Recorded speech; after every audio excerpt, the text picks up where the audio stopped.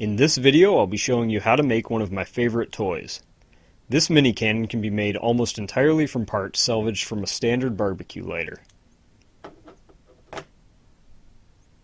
The first step to making this mini cannon will be to find the widest bodied barbecue lighter available. The wide lighter indicates a large gas reservoir, which is what is going to make up the main body of our mini cannon. The lighter should now be disassembled by removing any screws and cutting along the safety sticker. The body of the lighter should now easily split down the middle, though the front may need to be broken.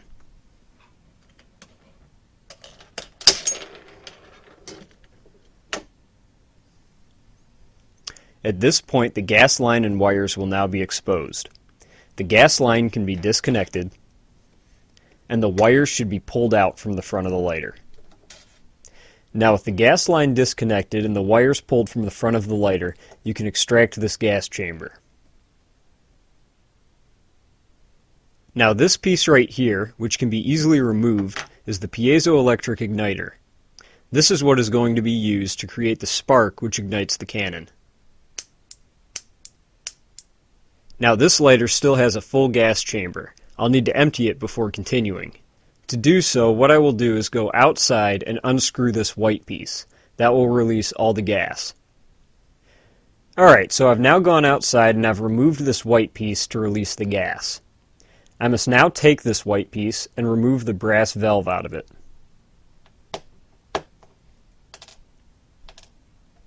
Now in this piece, there's a larger hole towards the bottom and a small hole towards the top.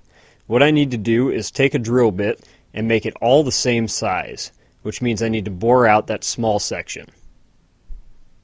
Here is that plastic piece now drilled out. Now the last thing we need to do to this little white piece is to sand it down so it will fit inside our barrel. Our barrel can be made of anything, though I like to use something that is 6 millimeters in internal diameter so that it will fit airsoft pellets. This is the barrel off a broken airsoft gun. Alternately, you can use a 6 millimeter pen tube. Once the plastic piece has been sanded down enough to fit the barrel, it should be glued on with epoxy or another strong glue. At this point, a hole should be drilled at the back of the canister to fit approximately a 1/4 inch diameter bolt. The hole should be drilled slightly smaller than the bolt so that when you screw it in, the threads dig into the plastic.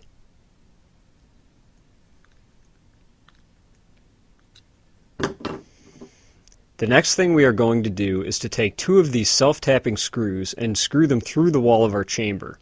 The goal is to screw them in so that they will come very close to touching in the center. This is where our spark is going to jump across once we have our piezoelectric igniter hooked up. When you are putting these screws in, stop when there is still a small gap. It is now time to install the piezoelectric igniter. This installs right back into the cylinder, right where it was in the lighter. Now both of the wires on this igniter need to be wrapped around underneath the screw heads. The screws can then be tightened down fully onto those wires. Once you are confident that both of these wires have a good connection, you can go ahead and cover the heads of the screws with hot glue. You can see I've already done so on this cannon. If you do not insulate the screw heads with hot glue, when you squeeze the trigger and you are holding the cannon like this, the screw heads will be making contact with your hand and you will simply be shocking yourself rather than igniting it.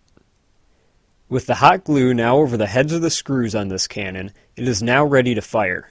A final touch, however, is to add the trigger from the original lighter back to the cannon. The trigger does not fit as is right back on top of the piezo because the barrel is now in the way.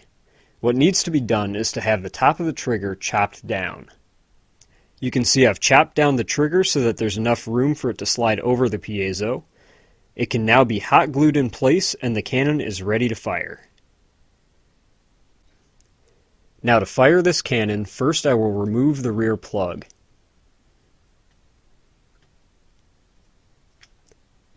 I will then insert a cotton swab that has been soaked in 90% rubbing alcohol.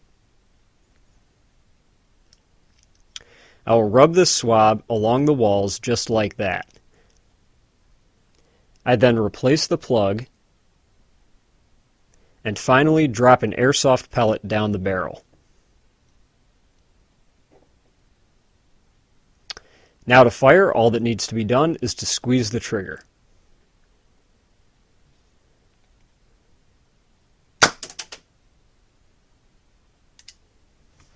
The only thing that must be done between repeat shots is to blow through the back end of the chamber so that all the old gas is cleared. And that is all there is to it to build this miniature combustion cannon.